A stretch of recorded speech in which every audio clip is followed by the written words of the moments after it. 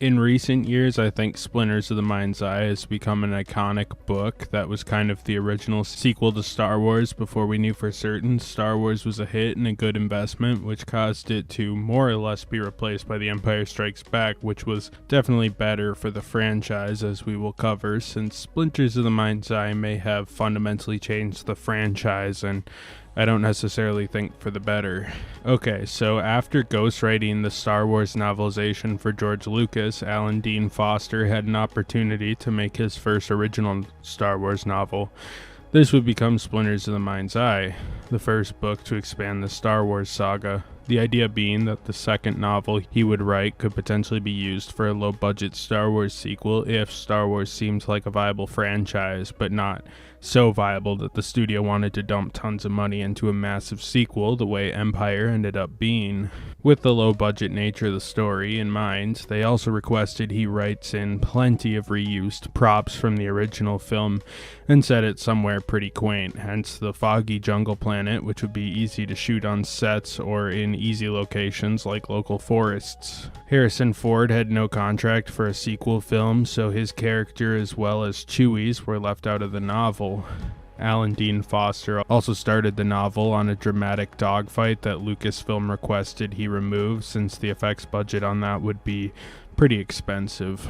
Basically, this book was written with a thrifty film sequel in mind.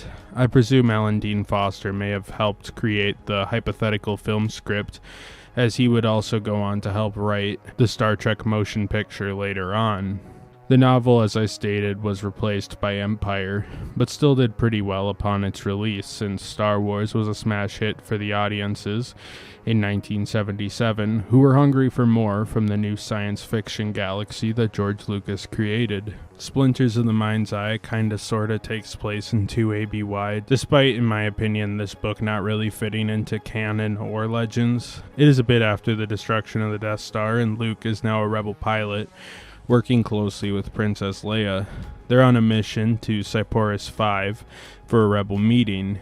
They see some turbulence on the way in though, and crash heading into a town and meeting a strange old woman, Hala, who shows them a fragment of Kyber crystal, not to be confused with Kyber crystal from canon and late legends. This version of the crystal also ties into the Jedi and Sith, though with it enhancing Force powers, with even the moderately Force-sensitive Hala connecting to the crystal. Luke touches the crystal, and this causes ripples in the Force, alerting Darth Vader of his general location. Though after a bar fight with some, attempted rapists, I guess, Luke and Leia are thrown in an Imperial prison and interrogated by Supervisor Grammel, who isn't actually convinced they're petty thieves, that they are trying to convince him they are, but knowing the piece of Kyber in their possession has to be worth something to the Empire due to its odd origin. Anyhow, Grammel alerts the higher-ups, who want to meet with Luke and Leia, so he knew he was onto something. Luke and Leia escape with the help of Hala, though, and the two furry prisoners they were with, Hin and Ki. The gang head off to find the rest of the Kyber, but eventually the Empire catches up to them, leading to a battle at an underground city led by the Kowei people. The Empire is beaten, but Vader dipped trying to beat Luke and Leia to the larger segment of the Kyber crystal that Hala believes is in this cave. Vader kills the two Yuzum, Hin, and Ki, and Luke is forced to duel Vader, winning but almost being killed in the process, with Leia being disfigured.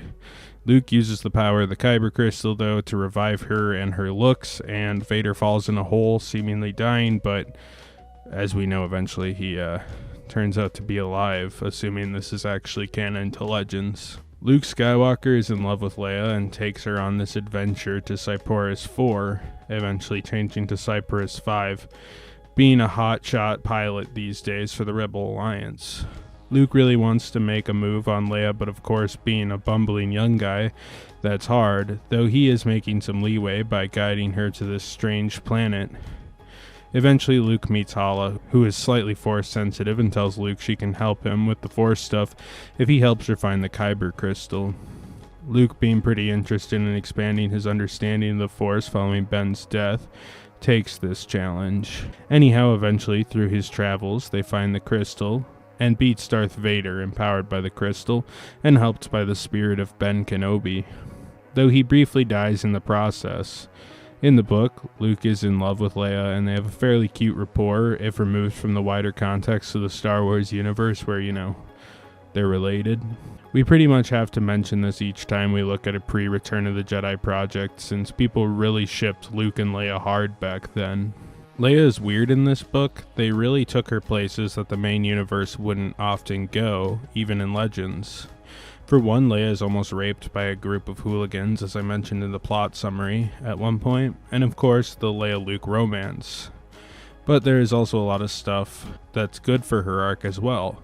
For one, Leia has PTSD from the Death Star interrogation. This was a good idea I like, and it's something we would see played more with down the line in other books and media, despite the films themselves not really covering this at the time. Leia duels with Vader as well at one point, which was pretty cool. I like that she befriends the Yuzum warriors Hin and Ki, which kind of ties into her friendship of odd creatures in the future like the Nogri.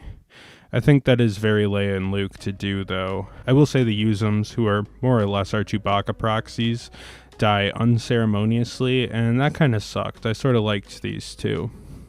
Overall, I think Leia and Luke are a well-written duo of characters, even if they aren't 100% accurate to today's standards. I can see how Foster went from his adaptation of the first film and pulled those characters into this new scenario. I mean, how could he really have known the direction things would go later on with Luke and Leia? He was given pretty much no direction for this novel, so it doesn't really bother me that much. I do think the rape aspect is a little bit of a misstep. It's not really something that Star Wars would touch until, I guess, the new Andor season, but I kind of think people in this universe are evil enough that we can just have it be a galaxy where that isn't really a thing. Like, I'm personally fine with that. I don't know. It's escapism, and it's just something I think Star Wars never really needed to benefit from. And it's also something that's kind of hard to pull off with any tact, which this novel pretty much just says they were more or less going to rape her and then they scurried off and that's the end of it. Hala is their weird old lady companion that pretty much did parlor tricks to impress people, though she truly did find out the location of the Kyber crystal and the fact that it could enhance force powers. That was true. At first she doesn't want anything to do with the rebels, but after the journey and fall of Darth Vader, she would join the rebellion. Not too much is known about her after this, but in this book she just fills the companion role. Basically a fraudster version of Obi-Wan is the best way to describe her, but with some heart in there too. Grammel is the leader of the Seporis system, leading the planet as basically the regional law officer for the Empire. He's a ruthless torturer and frankly kind of a prick. He becomes interested in Luke and Leia after incarcerating them and alerting Darth Vader of the potential Kyber crystal being in his region on Seporis 5. Eventually, after Luke and Leia escape his custody and he further fails to capture the duo, Darth Vader ends up cutting him down. Darth Vader comes to the planet in search of the Kyber MacGuffin that the leads are after. He tries to invade the village of Kowe fighters that briefly take Luke and Leia in after Luke beats their leader in a battle. They prove to be too strong for his forces, which angers him, but eventually Vader makes it off to fight Luke and Leia in a final duel that leads to his defeat and seeming demise. This book obviously has issues fitting in the continuity of Star Wars, since its contents were 100% ignored in the future events of the expanded universe and film continuity until way down the line it would occasionally be referenced, but mostly went untouched after this. Obviously Luke and Leia and their relationship is awkward in Legends canon, but other aspects seem dated too, or have been directly retconned.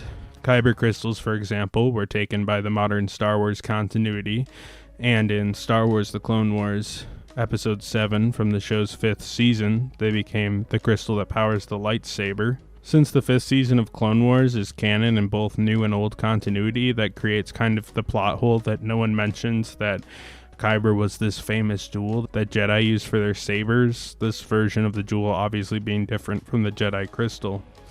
It is worth noting that Young Jedi Knights, the novel series, and Legacy of the Force would reference the crystal later on, though none of the new characters for this novel appear in future media.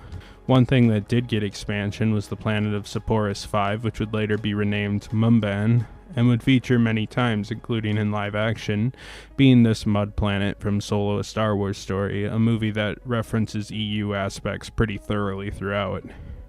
At one point, Hala claims the Empire gave her a job 40 years earlier, when the Empire only came into power 21 years earlier than the events of this novel by modern continuity standards. Leia joined the Rebels rather than being involved in its creation, as we saw in the Force Unleashed novel, which is also Legends. The loose implication of how the Empire came to power is more bureaucratic than how it actually happened. Tonally, this book feels like a Swords and Sandals serial or a Flash Gordon adventure, leaning a bit more into these tones than later movies and media would do. In many ways, it feels a bit like an old fantasy adventure. Reading the climax, for example, felt like those old film finales where the hero and villains meet on a fancy giant set that sees the two dance around props battling. You can kind of tell that old-style climax was the plan, and the final set-based fight scene, though being kind of out of date, seems somewhat neat. It just tonally feels like Alan Dean Foster took the tone into a more traditional direction for the time than what we ended up with Empire Strikes Back, which I think did a lot of reinvention for the sci-fi genre.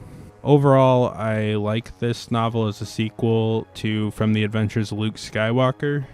It's interesting and definitely pretty decent for what it is. It's definitely not a masterpiece and nowhere near the level of Empire Strikes Back, and honestly, if Star Wars ended up making this into a film, I think Star Wars would have made for a cult film series of 2, maybe 3 films, but since the franchise pivoted into what we got with The Empire Strikes Back, and eventually Return of the Jedi, the floodgates were opened for more and more expansion, which is the reason I can make this series more than 3 videos long. Taking it from something neat like the old Conan films where there were obviously diminishing returns and some fanfare, to this giant mega franchise that is almost uncomparable by anything but the likes of like maybe Marvel and DC, Pokemon. I think this works best as an interesting, if not totally terrible novel that shows what could have been had the gamble of Star Wars not netted the unpredicted success it ended up with and just been